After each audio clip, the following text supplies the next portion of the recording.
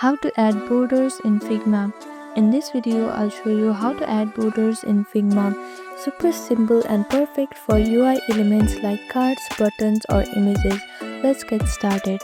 First, make sure you have downloaded Figma on your device. After that, open Figma app.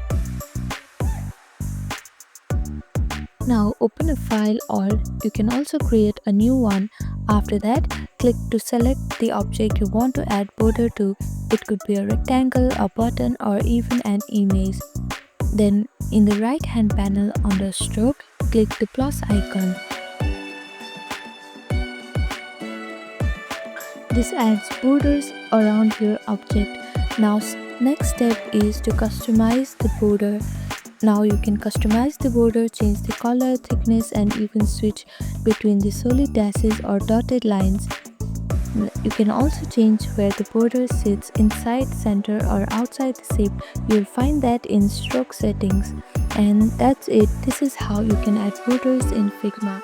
Thank you for watching this video. Please do not forget to like, share and subscribe to our channel, and comment down below if you have any other queries. Thank you.